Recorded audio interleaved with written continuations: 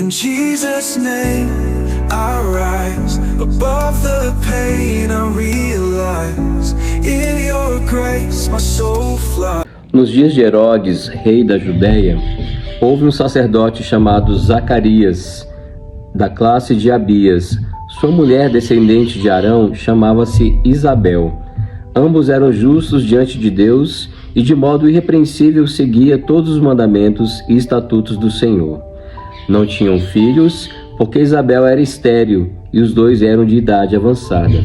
O primeiro ponto que eu queria trazer para nós hoje é essa questão de tanto Zacarias quanto a sua esposa Isabel, que é prima de Maria, mãe de Jesus, ambos eram justos diante de Deus. Olha, pessoas justas e de modo irrepreensível, seguia todos os mandamentos e estatutos do Senhor.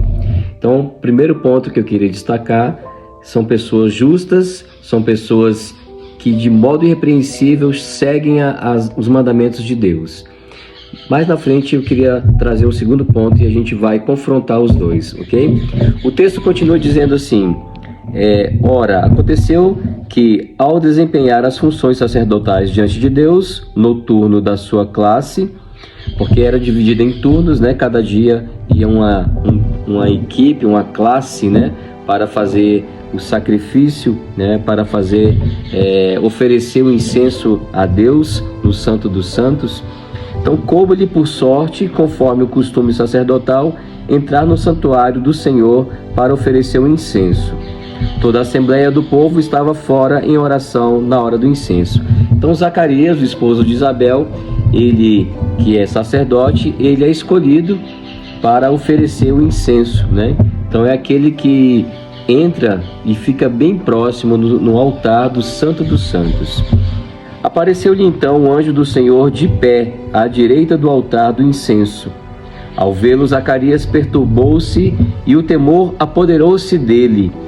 Disse-lhe, porém, o anjo: não temas, Zacarias, porque tua súplica foi ouvida. Que súplica era esta? Zacarias e a sua esposa Isabel, já de idade avançada, já eram idosos e não tinham filhos, né? Porque Isabel era estéril. Então eles suplicavam a Deus um filho. E agora o anjo está dizendo para eles: tua súplica foi ouvida, e Isabel, tua mulher, te dará um filho, ao qual porás o nome de João. E aqui nas notas de rodapé da Bíblia de Jerusalém explica-nos que o significado do nome João: Yahvé é favorável. Olha o que significa João, que lindo, né? Então, o anjo está falando isso para Zacarias, que Isabel ficará grávida e dará um filho, ao qual Zacarias colocará o nome de João. Terás alegria e regozijo, e muitos se alegrarão com o seu nascimento. Muitos se alegrarão com o nascimento de João Batista, pois ele será grande diante do Senhor. Não beberá vinho, nem bebida embriagante. Ficará pleno do Espírito Santo ainda no seio de sua mãe. Olha que interessante, olha que forte. E converterá muitos dos filhos de Israel ao Senhor seu Deus. Ou seja, esse menino que nascerá do ventre de Isabel, mesmo sendo idosa, mesmo sendo estéril, esse menino será grande. Ele será um sinal de conversão para muitos em Israel, e muitos se voltarão para Deus. Ele caminhará à sua frente com o espírito e o poder de Elias. Lembra que os apóstolos, no Evangelho, uns dias atrás, eu comentei aqui que os apóstolos perguntaram para Jesus, quando eles desceram ali do monte onde Jesus foi transfigurado: os escribas dizem que deve voltar Elias, né? E aí Jesus vai falar: realmente Elias deve voltar, e ele já veio, né? Então Jesus estava neste momento falando de João Batista. E aqui o texto vai dizer, né? O texto de hoje, do Evangelho de hoje, vai dizer: ele caminhará à sua frente com o espírito e o poder de Elias. Olha que interessante, né? Então João Batista, ele tem o espírito e o poder de Elias, a fim de converter os corações dos pais aos filhos e os rebeldes à prudência dos justos, para preparar ao Senhor um povo bem disposto. Ou seja, João Batista vem para preparar os caminhos do Senhor, vem para preparar um povo disposto a Deus, a receber o Senhor Jesus. O texto continua dizendo assim: Zacarias perguntou ao anjo, e agora vem o segundo ponto que eu queria trazer para nós: de que modo saberei disso? Pois eu sou velho e minha esposa é de idade avançada. Olha aí um sinal de fraqueza de Zacarias, um sinal de desconfiança, um sinal de não acreditar, né? Que a mensagem que o anjo está trazendo é a mensagem divina, a mensagem de Deus. Eu sou Gabriel, diz o anjo, né? Assisto diante de Deus e fui enviado para anunciar-te essa boa nova. Eis que ficarás mudo e sem poder falar até o dia em que isso acontecer, porquanto não creste em minhas palavras, que se cumprirão no tempo oportuno. Olha que interessante.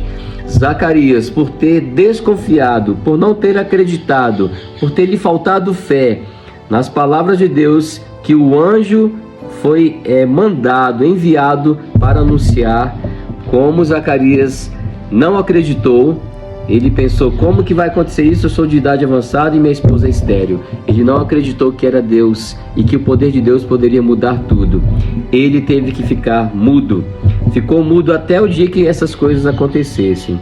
O texto vai finalizar dizendo assim: o povo esperava por Zacarias, admirado com sua demora no santuário. Lembrem-se que Zacarias está lá oferecendo incenso, né, diante do altar do Santo dos Santos.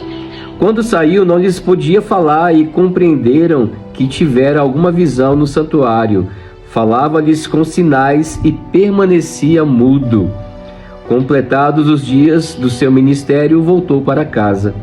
Algum tempo depois, Isabel, sua esposa, concebeu e se manteve oculta por 5 meses, ou seja, ela ficou grávida realmente, né? Dizendo: isto fez por mim o Senhor, quando se dignou retirar o meu opróbrio perante os homens, ou seja, a minha vergonha, a minha desonra, porque era para o judeu, para uma mulher judia, era uma desonra, né?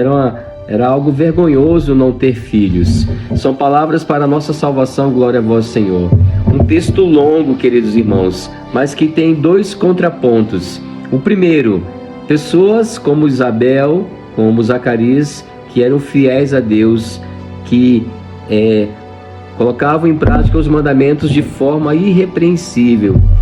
E o outro contraponto é que estes mesmos não acreditaram. No caso de Zacarias, não acreditou em Deus, desconfiou de Deus.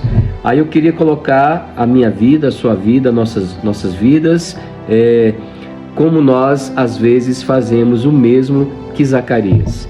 Somos de Deus, nos dizemos cristãos, católicos, nos dizemos crentes, né, a Deus, confiantes em Deus, confiamos em Deus, acreditamos, temos fé, né?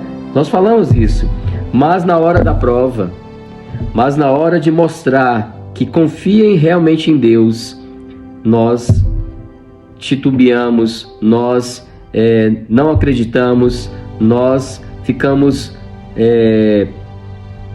querendo questionar, querendo fazer indagações, como Zacarias fez. Mas eu sou velho, a minha esposa é estéril. Mas Deus não está falando? Deus não está falando que ia fazer? Que Isabel ficaria grávida? Por que questionar Deus? Por que desconfiar de Deus, né? Então são estes contrapontos. Não adianta muitos de nós dizer que somos cristãos, que acreditamos, mas quando precisamos acreditar, mostrar que acreditamos, nós não acreditamos. Então esse texto nos ensina isso, queridos irmãos. Nos ensina que Deus é o Todo-Poderoso, é o El Shaddai, é um Deus presente, é um Deus que escuta o clamor do seu povo, que escuta o clamor dos seus servos. Ele escutou o clamor. Parecia algo impossível, para os homens era impossível, mas para Deus nada é impossível. E Deus realizou na vida desse casal, mesmo em idade avançada, ter a graça de ter filho, e um filho não um filho qualquer, mas um filho que seria grande, que levaria o povo a Deus, como João Batista o foi. Que Jesus possa nos iluminar, que este evangelho possa ser força para nós, que nós possamos aprender a acreditar, ter fé, que o Senhor possa aumentar a nossa fé, para que quando precisarmos, quando formos colocados à prova, quando Deus falar a nós, que nós possamos falar: eu creio, eu acredito, amém, que assim seja na minha vida. Que Deus te abençoe, em nome do Pai, do Filho e do Espírito Santo. Amém. A paz esteja convosco.